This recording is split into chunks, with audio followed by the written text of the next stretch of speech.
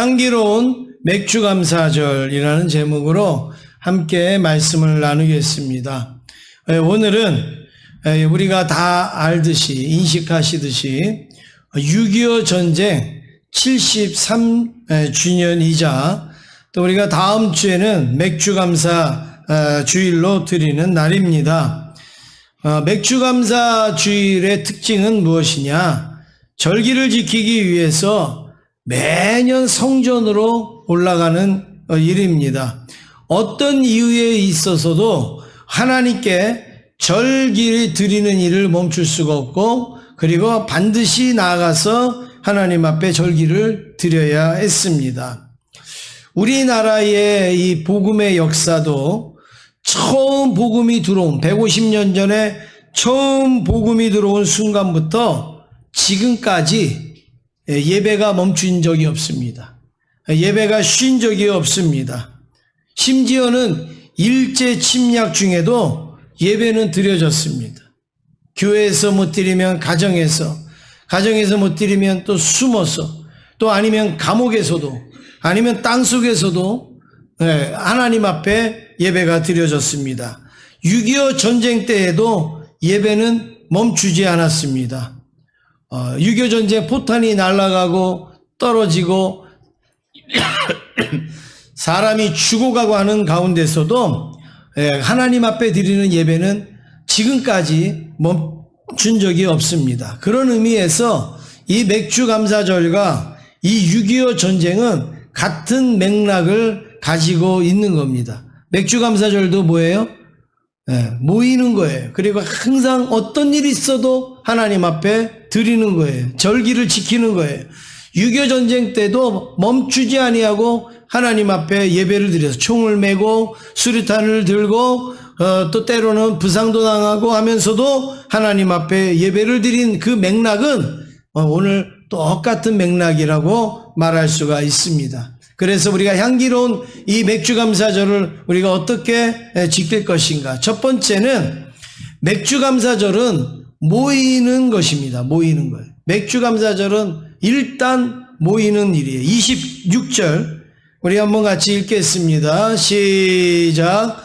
77절 처음 익은 열매를 드리는 날에 너희가 여호와께 새 소재를 드릴 때에도 성회로 모일 것이요 아무 일도 하지 말 것이며. 여기 보면 처음 익은 열매를 드리는 날, 처음 익은 열매를 드리는 날이 언제예요? 처음 익은 열매를 드리는 날이 언제예요? 77절. 또 다른 말로 하면 맥주절이에요. 맥주절. 이 맥주절은 처음 익은 열매를 하나님 앞에 드리는 날인데, 이 날은 아무 일도 하지 말고 성회로 모여라. 맥주감사절을 지키는 일에 다 나올 것을 지금 말씀을 하고 있습니다. 하나님은 절기에 어떤 제사를 기뻐하기보다, 어떤 뭘 가지고 나오나 재물을 기뻐하기보다 하나님 백성 만나기를 하나님은 원하시는 것이죠. 그래서 절기의 중심은 제사 또 재물보다는 바로 하나님과 성도와의 만남, 하나님과 하나님의 백성과의 만남입니다. 그래서 하나님은 재물을 보시지 아니하고 그 하나님 앞에 나오는 심령의 얼굴을 보시는 거예요. 오늘 이 예배도 마찬가지예요. 하나님이 여러분들이 하나님 앞에 예물도 드리고 하지만 그것도 보시지만 하나님은 여러분들의 얼굴을 보시는 하나님이에요. 여러분의 얼굴을 주목하시는 하나님. 예를 들어서 그 아빠가 열심히 땀 흘려 일하다가 퇴근을 합니다. 그러면 자녀가 아빠 그리고 나옵니다. 그런데 자녀들은 아빠 이러면서도 뭘 볼 때가 많아요? 양손에 뭘 가졌는가? 이거를 볼 때가 많아요. 아이스크림을 사오는가? 아니면 장난감을 사오는가? 뭐 하여튼 이런 거를 볼 때가 있어요. 그런데 아빠는요, 아이의 얼굴만 보는 거예요. 그 아이의 얼굴만 보고 기뻐하고 좋아하고, 그동안 힘들었고 어려웠던 모든 그것이 싹 사라지는 시간이 바로 그 시간 아닙니까? 마찬가지입니다. 하나님도 이 절기로 나오는 그 백성들의 얼굴을 보시면서 하나님은 기뻐하시는 거예요. 하나님은 즐거워하시는 거예요. 그래서 이스라엘 백성들은 나라가 어려울 때마다 힘들 때마다 더 미스바에 모여서 하나님 앞에 기도했습니다. 그리고 하나님의 얼굴을 구했습니다. 어려울 때 더 하나님의 얼굴을 찾아야 되는 거예요. 어려울 때도 하나님 앞에 나아가야 되는 것이죠. 하나님의 백성들이 한자리에 모여서 하나님께 제사하는 것, 이것은 하나님이 원하시는 일이에요. 너희들은 절기 때 나한테 나와라. 그리고 하나님 앞에 예배를 드려라. 이게 바로 하나님이 우리에게 간절히 원하시는 그런 마음입니다. 그래서 히브리서 10장 25절에 보면 이런 말씀이 있습니다. 모이기를 패하는 어떤 사람들의 습관과 같이 하지 말고, 이런 말씀이 있어요. 그러니까 모일 때마다 또 모여야 되는 곳에 안 모여도 돼. 모일 필요 없다니까. 거기를 묻고 가야 돼. 이렇게 습관적으로 말하는 사람이 있다는 거예요. 이것을 습관적으로 여기는 사람이 있다. 히브리서 10장 25절에 말씀하잖아요. 모이기를 패하는 어떤 사람들의 습관처럼 하지 말라. 하지 말라. 할 수만 있으면 모이도록, 할 수만 있으면 모이는 일에, 할 수만 있으면 그 모일 수 있도록 힘을 내야 되는 거예요. 그런데 자꾸 모이지 말자, 모이면 뭐 하는가, 모일 필요 없다, 이렇게 하면 여러분 그것은 좋은 습관이 아니라는 거예요. 여러분 주변에 자꾸 모이자고 얘기하는 사람이 있습니까? 감사해야 돼요. 그분에게 좋은 거 선물해 드려야 돼요. 자꾸 모입시다, 예배 드립시다, 뭐 합시다 이렇게 하면요, 여러분 그 사람 정말로 감사해야 돼요. 근데 반대로 오늘은 쉬어, 그냥 예배 가지 마. 오늘은 우리 그냥 오늘 그냥 커피 마시고 놀아 그냥. 이렇게 하는 사람, 다음에 가면 되지, 여태까지 열심히 이렇게 하는 사람은요, 여러분 맛있는 거 주지 마세요. 날 망치는 거예요. 날 망치는 거예요. 자꾸 예배 가게 하고 주의 일을 하게 하고 그렇게 자꾸 모이도록 하시는 분한테는요, 여러분 자꾸 좋은 것을 선물하세요. 왜냐하면 그런 습관, 모이기를 패하는 습관은 좋은 습관이 아니에요. 그런데 자꾸 모이도록 하는 그런 습관은 여러분 아주 귀한 습관입니다. 아름다운 모습입니다. 예수님도 마태복음 18장 20절에서 이런 말씀을 하고 있습니다. 같이 한번 읽겠습니다. 시작. 두세 사람이 내 이름으로 모인 곳에는 나도 그들 중에 있느니라. 두세 사람, 여러분 많아요, 적어요? 적죠. 적은 인원이 모였어도 거기에 예수님의 이름으로 모였으면 하나님이 거기에 함께 하신다. 하나님이 거기 축복하신다. 많이 모였어도 예수님의 이름으로 모이지 아니한 것은 의미가 없는 거예요. 많이 모였느냐 적게 모였는가. 나 그때 가보니까 몇 명 없어. 그러니까 가기 싫어. 나 그때 가니까는 얼마 안 돼. 그때 뭘 가. 여러분 그렇지 않습니다. 없으니까 나래도 더 가야 되는 거예요. 적으니까 나래도 더 가야 되는 거 아니에요. 우리 찬양대 요즘 많이 나오시는데 여러분 많이 나오시니까 힘이 나요, 안 나요? 힘이 나죠. 그런데 찬양대가 적을 때는 어때요? 힘드시죠? 속상하시죠? 그러니까 어떻게 합니까? 자꾸 내가 누군가에게 힘이 되도록 나오셔야 된단 말이에요. 무슨 일이 있어도 하나님 앞에 찬양대뿐만이 아니라 뭐든지 마찬가지예요. 봉사하는 일에도 또 뭐 하는 일에도 여러분 자꾸 참여하시고 자꾸 나오시고, 특별히 하나님 앞에 드리는 예배, 그리고 하나님 앞에 드리는 절기, 이거는요 여러분 열심히 나오셔야 되는 거예요. 우리나라 1950년 6월 25일 그 6.25 전쟁이 시작되어졌는데, 이 전쟁이 3년에 걸쳐서 이루어지지 않았습니까? 이 전쟁으로 인하여 온 국토는 초토화됐습니다. 수만 명, 수백만 명이 죽었습니다.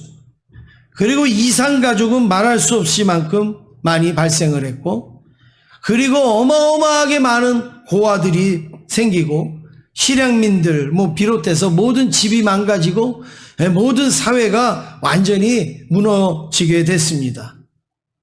이런 상황에서 무슨 예배를 드릴 수 있겠어요? 이런 상황에서 예배 드리는 게 뭐가 그렇게 중요하겠어요? 아무것도 없는데, 내 생활도 안 되는데. 그런데 여러분, 이런 상황에도 우리나라는 예배를 드렸어요. 총을 들고 싸우는 그 전쟁 그 한복판에서도 저렇게 예배를 드렸어요.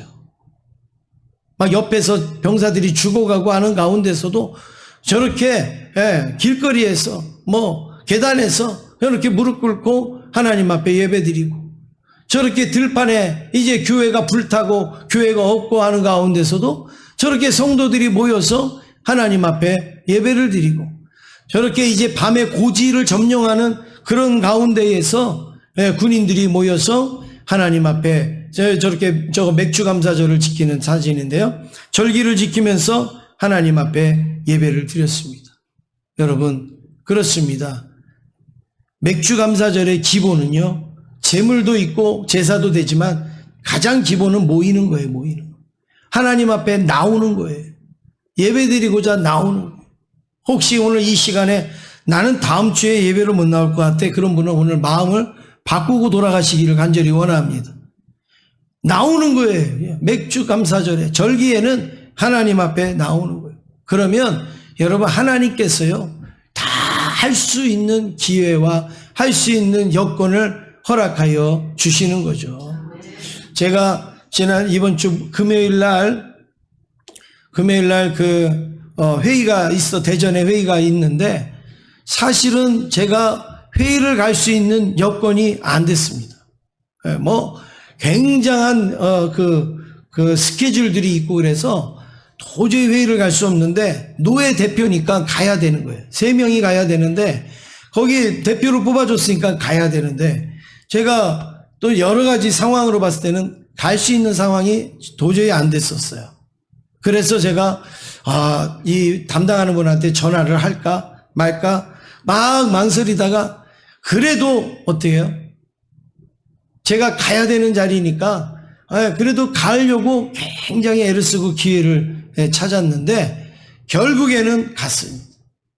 거기 갔는데, 제가 금요일 날 저녁에도 말씀드렸지만, 제가 가서 또 뜻하지 아니하는 은혜를 또 제가 경험을 했는데, 여러분, 그렇더라고요.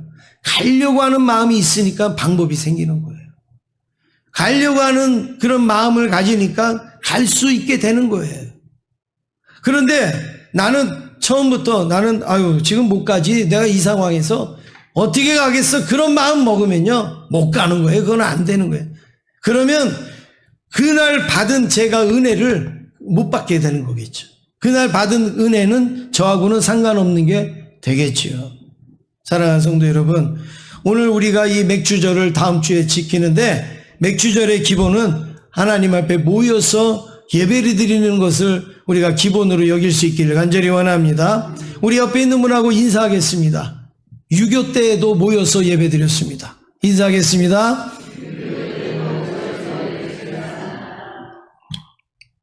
두 번째는 맥주절에 드리는 2가지 제사가 있어요. 맥주절에는 하나님 앞에 제사를 드리는데, 그 제사의 종류가 2가지가 있었습니다. 크게. 첫 번째는 번제를 드렸다고 말합니다. 번제. 27절 같이 읽겠습니다. 27절입니다. 시작.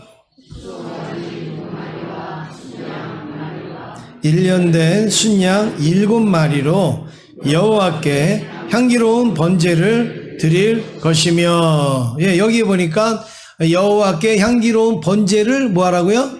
드릴 것이며 그랬습니다. 그래서 맥주감사절에는 나와서 하나님 앞에 드리는 제사가 바로 번제입니다. 번제. 번제라는 게 뭘까요? 번제는 무슨 제사예요? 어떤 제사예요? 어떻게 드리는 제사입니까? 바로 불로 태워드리는 제사가 번제입니다. 번제. 그러니까 소나 양이나 비둘기나 이런 것들을 가지고 나와서 불로서 태워서 드리는 생명 있는 짐승을 가지고 나와서 그것을 불로 태워서 하나님 앞에 드리는 거예요. 그러면서 내가 내 생명을 이렇게 하나님 앞에 드려야 되는데 이 소가 하나님 앞에 대신 드려집니다. 이 양이 하나님 앞에 대신 드려집니다. 이것을 고백하는 게 바로 번제예요. 그러니까 맥주감사절의 이 예배는 바로 이런 번제, 생명의 주인 되시는 하나님께 내 생명을 드립니다라는 고백이 바로 맥주감사절의 번제라는 거예요.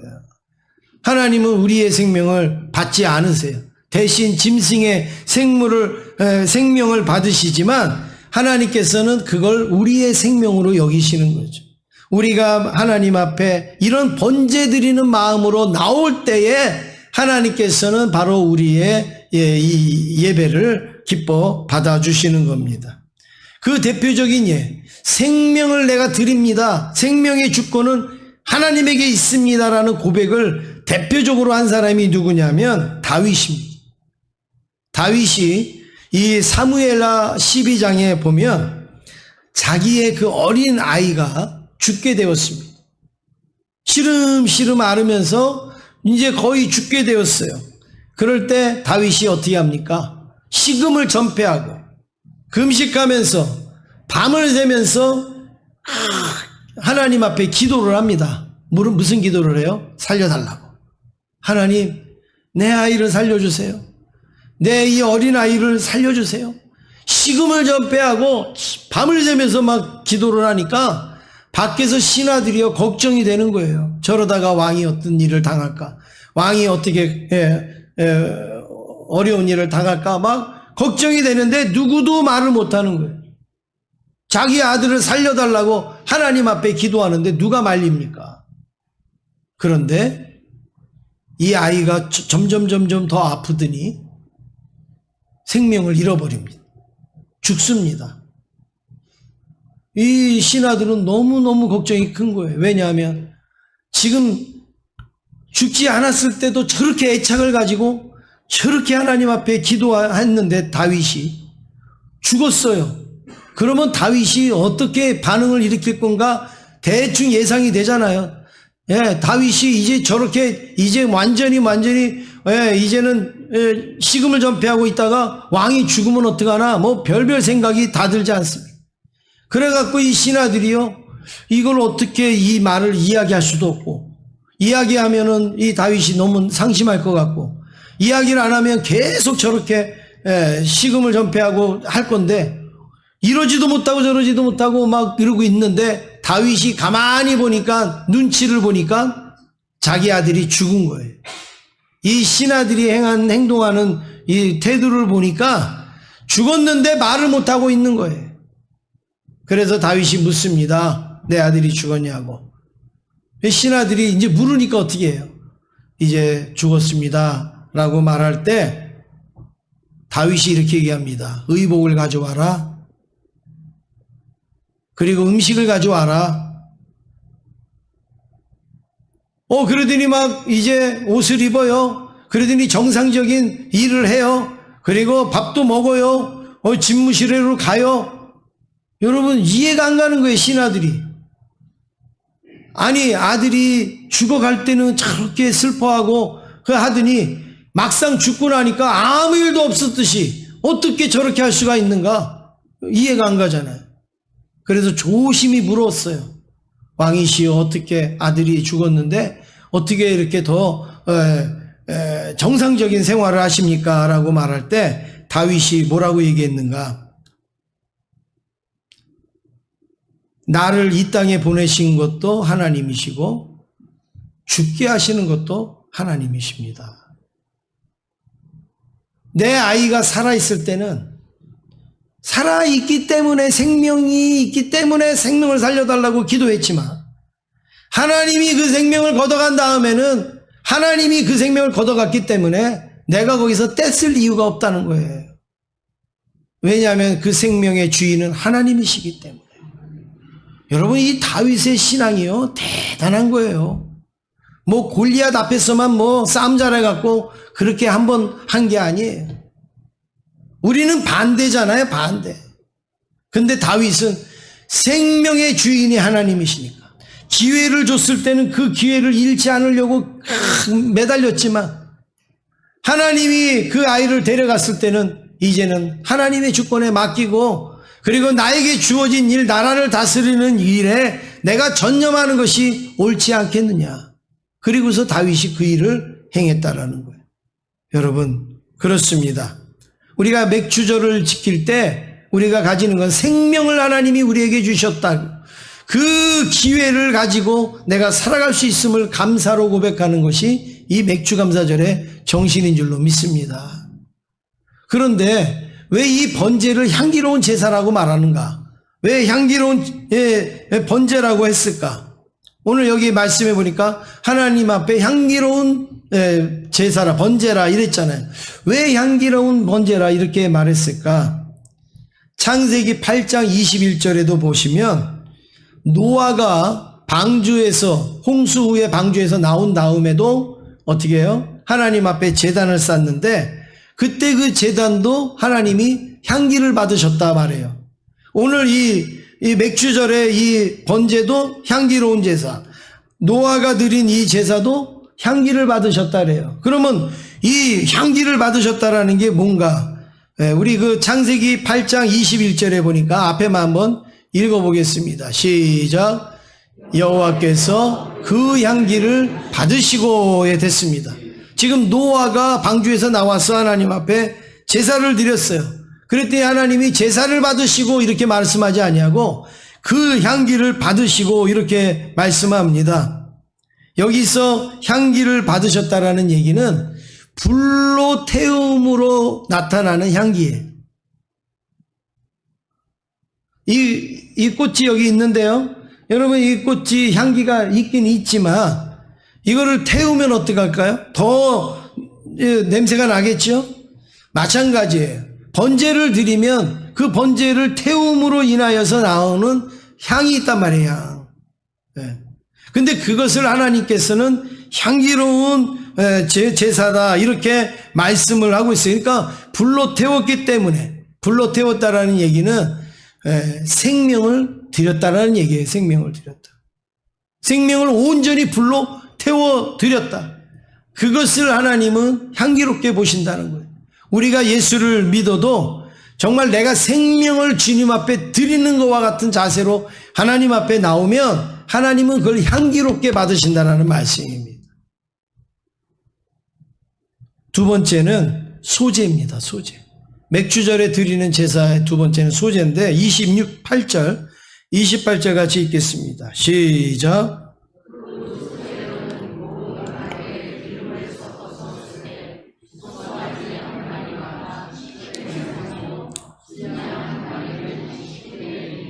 네. 번제를 드리는가 하면 소제도 드렸다. 번제는 생명 있는 동물을 잡아서 드리는 거라 그랬죠. 불로서 완전히 태워서 죽이는 거라 그랬어요. 그런데 이 소제는 뭐냐면 고운 가루예요. 곡식가루. 곡식가루. 그거를 기름에 섞어 갖고 번제를 드릴 때 같이 드렸다라는 것인데, 소제는 생명을 드리는 번제와는 달리 어떤 의미가 있는가? 생명을 드리는 건 아니에요, 소제. 그렇죠? 그렇지만 뭐예요? 그동안 내가 땀 흘렸던 거, 그동안 내가 수고했던 거, 그동안 내가 헌신했던 그 열매, 그 열매의 가루를 하나님 앞에 드리는 그런 제사입니다. 그래서 생명을 나의 마음대로 할 수가 없듯이 우리가 사는 거, 우리가 죽는 거, 우리 마음대로 할 수 없잖아요. 여러분이 태어나실 때 여러분들 의사가 있었습니까? 없었잖아요. 우리가 죽을 때 우리의 의사가 있느냐? 없어요. 생명은 우리 주권이 하나님에게 있어요. 마찬가지로 우리가 이 소제를 드리는 거, 농사를 짓고 곡식을 거두고 열매를 맺고 곡식을 가루를 내는 것도 그 주권이 누구에게 있는가 하면 하나님에게 있다라는 고백이에요. 내가 씨를 심은 것 같아요. 내가 곡식을 거둔 것 같아요. 그렇지만 내가 열매를 얻는 것 같지만 하나님이 우리에게 기회를 안 주시면, 여러 가지 비나 햇볕이나 뭐 어떤 땅이나 어떤 이런 것들을 하나님이 허락을 안 해주시면 우리는 쌀 한 톨도 얻을 수 없는 존재가 우리예요. 그래서 소제를 드린다라는 것은 바로 뭐예요? 하나님의 도우심으로 내가 살아왔습니다. 하나님의 은혜로 살아왔습니다라는 것을 고백하는 거예요. 씨앗을 심었다고 시간만 지나면 그냥 거둡니까? 그런 게 없죠. 전적으로 하나님의 도우심, 하나님의 은혜. 그래서 첫 열매를 거두는 이 맥주절에 바로 그것을 하나님 앞에 드리면서 이거는 하나님의 은혜입니다. 이거는 하나님의 도우심입니다라는 고백을 이 소제를 드리면서 드리는 그런 신앙의 고백입니다. 그래서 예수님도 무슨 말씀을 하셨습니까? 공중에 나는 새를 봐라. 저 들의 백합화를 봐라. 누가 먹이느냐? 누가 입히느냐? 누가 입혀요? 아무도 입히지 않아요. 아무도 먹이지 않아요. 그런데 새는 잘 날아다니고 있어요. 들의 백합화는 계절마다 막 꽃이 피고 막 이래요. 여러분, 그 누가 하시느냐? 하나님이 하시는 거 아니에요. 하물며 너희일까 보냐. 들에 피는 백합화도 또 나는 새들도 하나님이 입히시고 먹이시고 하시는데 하나님의 형상으로 지음받은 우리를 하나님이 인도하시지 않겠는가?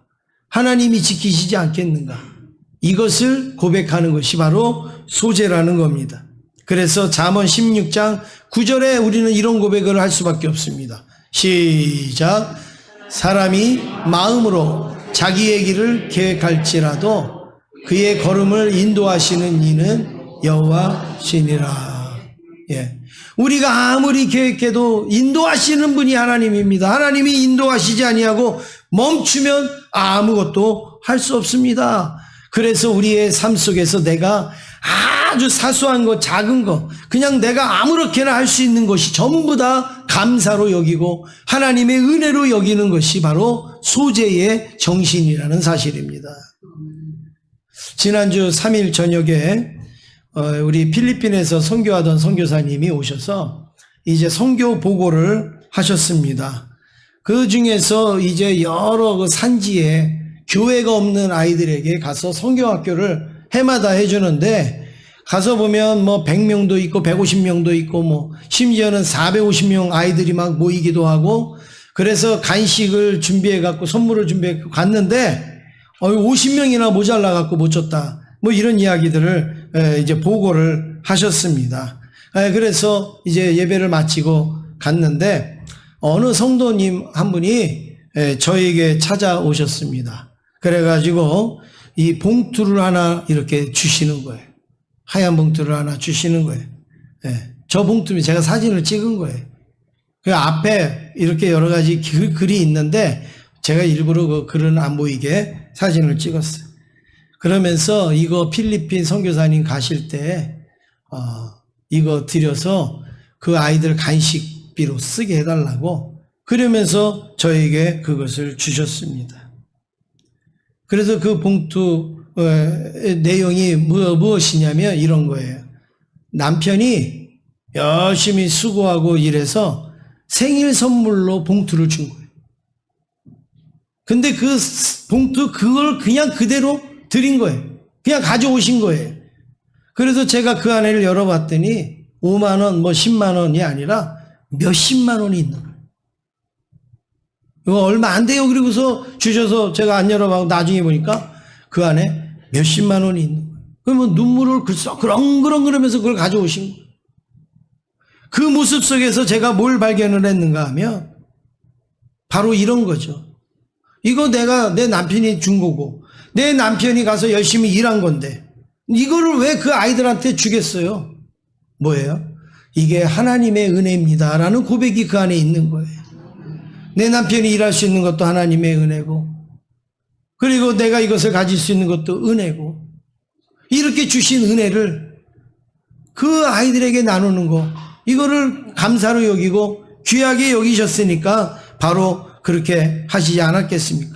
그래서 제가 얼마나 감동이 되고 은혜가 되든 선교사님한테 제가 그것을 전달해 드렸어요. 그래서 선교사님도 너무 힘이 되고 그리고 감사하는 그런 모습을 제가 보게 됐습니다. 여러분, 그렇습니다. 지금 우리가 가지고 있는, 우리가 지금 누리고 있는 이 모든 것이 하나님이 우리에게 기회를 주시지 않았으면 아무것도 할 수 없다라는 걸 다시 한번 기억할 수 있기를 원합니다. 내 남편도 아내도 내 자녀도 내 건강도 하나님이 주셨기에 우리가 감사할 수 있는 것입니다. 하나님에 대한 그 감사, 나의 감사를 어떻게 표현하여? 그 산지에 있는 아이들에게 간식을 주는 걸로 지금 대접하신 겁니다. 이런 예물은 불로 태우는 번제는 아니에요. 소는 아니에요. 양은 아니에요. 아주 작은 그런 곡식이에요. 그렇지만 그것도 하나님은 향기로운 제물로 받아주신다라고 말씀하고 있습니다. 사랑하는 성도 여러분, 오늘 우리에게 번제가 되었든 소제가 되었든 생명의 주인은 하나님입니다. 우리의 삶 속에 아주 작은 순간순간 하나도 다 하나님의 은혜입니다라는 이 번제와 소제의 정신이 이 맥주감사절에 우리에게 있기를 주의 이름으로 축원합니다. 옆에 있는 분하고 인사하겠습니다. 저의 감사를 향기로운 제물로 받아주세요. 인사하겠습니다.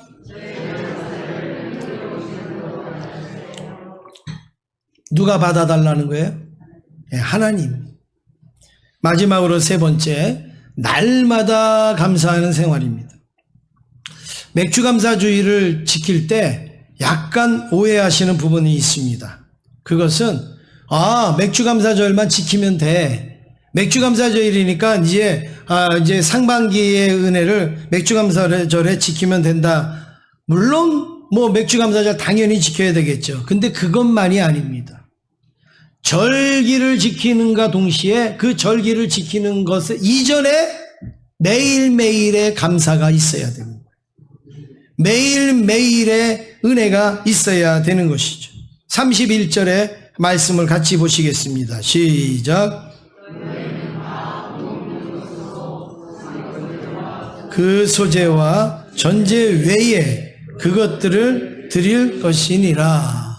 여기 말씀을 잘 보세요. 그것들을 드릴 것이니라. 아까 얘기했던 번제와 소제를 드리라 이거예요. 그것들을 드리라. 그런데 그 외에 그랬어요. 그 외가 뭐냐면 너희들이 지금까지 드리는 상번제, 소제, 전제 이런 제사가 있지 않았느냐. 그거 외에 절기의 번제, 절기의 소제로 드려라. 그러니까 이 말씀을 좀 바꾸면 뭐예요? 너희들은 늘 매일매일 뭘 했었냐면 상번제를 드렸다 이거예요. 상번제. 상번제가 뭐냐면 매일 드리는 제사예요. 매일 드리는 제사. 사람마다 여러분 우리가 제사가 다르잖아요. 어떤 사람은 일주일에 한 번씩 드리는 사람도 있고, 어떤 사람은 한 달에 한 번씩 드리는 사람도 있고, 어떤 사람은 몇 달에 한 번씩 드리시는 분도 있고, 그렇죠? 어떤 사람은 매일매일 하나님 앞에 예배를 드리는 분이 있듯이 이 사람들은 매일매일 상번제라는, 그걸 번제처럼 그렇게 드리지는 못하지만 아주 간단하게 또 간소하게 하나님 앞에 드리는 제사가 있었단 말이에요. 그러니까 이렇게 드리던 사람들이 뭘 드리냐면 맥주감사절을 지키는 거예요. 아무것도 안 하다가 그냥 어느 날 맥주감사주일이네. 그리고 하나님 앞에 드리는 거. 물론 그것도 그나마 감사하죠. 그것도. 안 하는 것보단 낫죠. 그런데 정말 맥주감사절을 제대로 지키는 거는 이렇게 매일 드리는 제사도 잘 드려야 돼요. 여러분 할 수만 있으면 제가 오늘 이 시간에 부탁을 드리는데요. 여러분 할 수만 있으면 주일 저녁에도 예배 드리실 수 있기를 원합니다.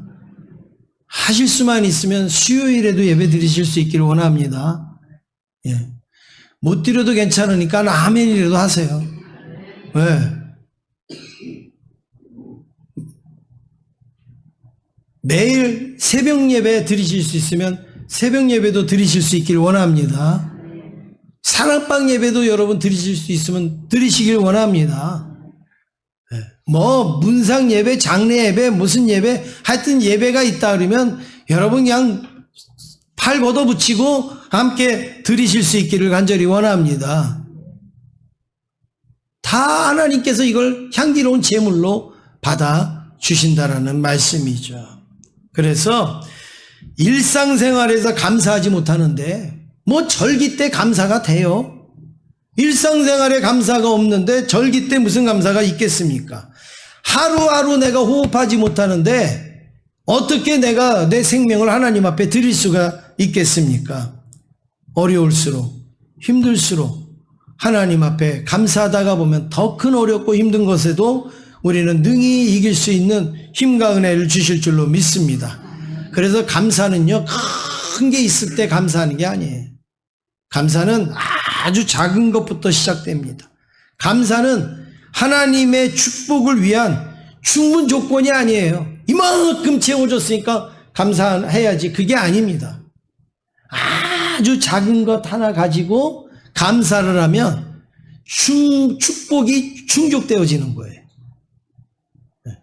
축복이 충족되면 감사하는 게 아니고 아주 작은 것 가지고 감사하면 축복이 충족이 된단 말이죠. 엄청나게 다르죠. 작은 일부터 감사하고 하루하루 감사하고 가는 곳마다 감사하고 일마다 감사하는 이런 삶을 사는 한 자매가 있어요. 여러분들도 아실 수 있어요. 또 모르셔도 여러분 얼마든지 이름만 치면 여러분이 다 아시는 자매가 있어요. 이분은 보통 일을 겪은 게 아니에요. 정말 그 화상을 당해 갖고 완전히 몸이 망가지고 수술도 막 40몇 번씩 하고 이렇게 했는데 이분의 고백을 들어보면 여러분 정말 우리는 감사를 너무 못하고 사는구나. 너무 감사의 생활이 없구나. 이거를 깨닫게 되는데 한번 이 자매의 이야기를 우리가 한번 들어보시겠습니다.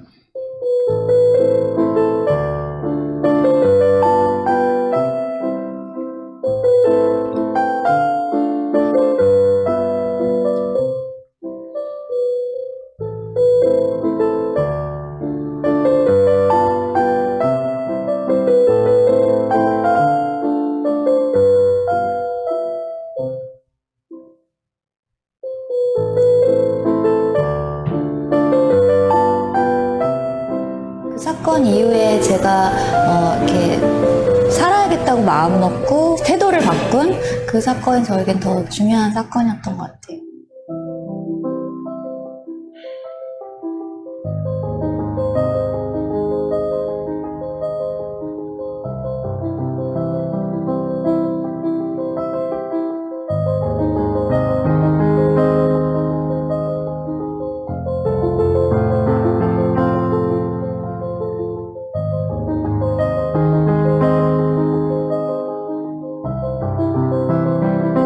꿈을 꾸고 있다고 생각했어요. 되게 계속 깨지 않는 악몽 같은 거를 꾸고 있나 뭐 이런 생각도 했었고,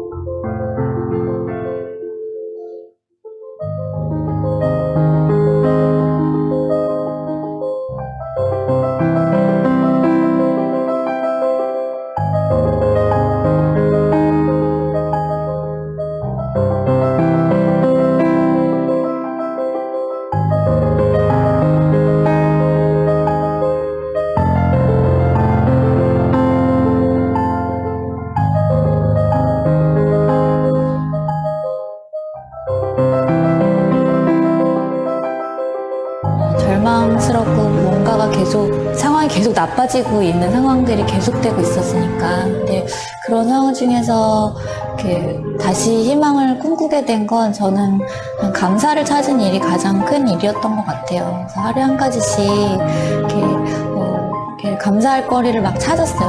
하루 종일 오늘은 어떤 걸 감사할까 막 이렇게 몇 달을 이제 침대에 누워 있다가 처음 이제 몇 발자국 제가 발 디디고 걷고 또 그 다음 날은 또 몇 발자국 더 걸어서 내가 화장실까지 내 발로 간 그날 감사하고, 환자복에 단추구멍 처음 이제 하나 채우는데 몇 분이 걸렸지만 그래도 이 손으로 다시 단추 채울 수 있어서 감사하고, 다른 데는 이제 피부가 없으니까 씻을 수가 없잖아요. 정말 발 씻으면서 우리 씻을 수 있는 발이 있어서 감사하다고 막 이렇게 그랬어요.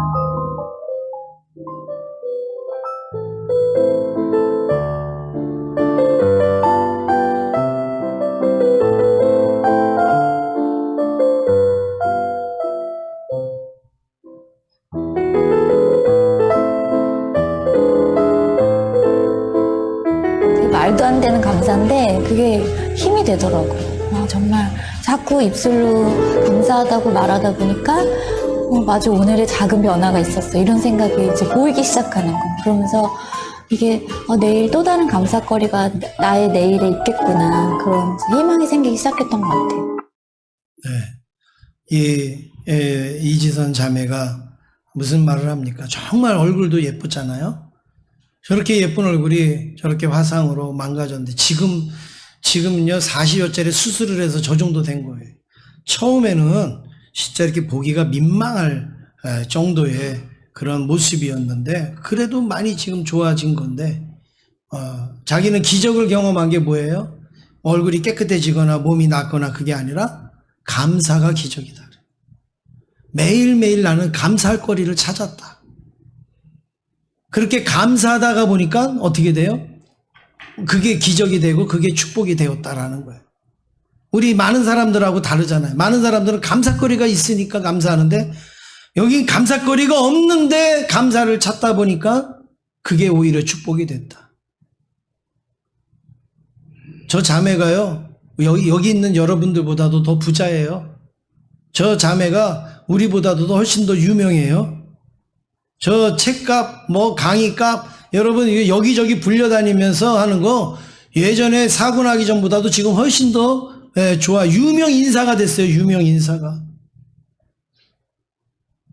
그런 기적을 어떻게 얻었는가? 감사로. 무조건 저런 사고 당하면 다 저런 기적이 옵니까? 아니죠. 폐인되는 사람도 많고 어려워진 사람도 많고 그렇지만 저 자매는 오히려 그것을 감사로 여길 때 하나님은 더 놀라운 축복을 충족시켜 주시는 은혜를 겪게 되었습니다. 사랑하는 성도 여러분, 마틴 루터는 마귀에게는 감사가 없다고 말했습니다.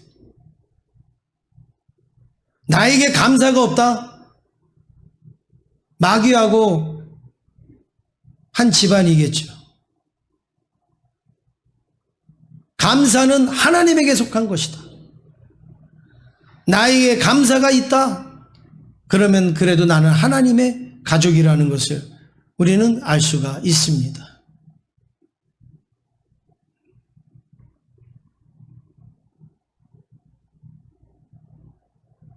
불평을 찾으려고 생각하면 보이는 게 모든 게 다 불평이죠.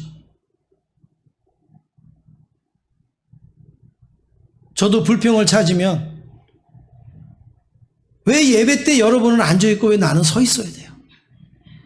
다리 아픈데.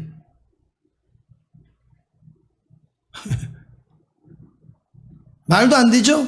근데 찾으려면 찾는 거죠, 뭐.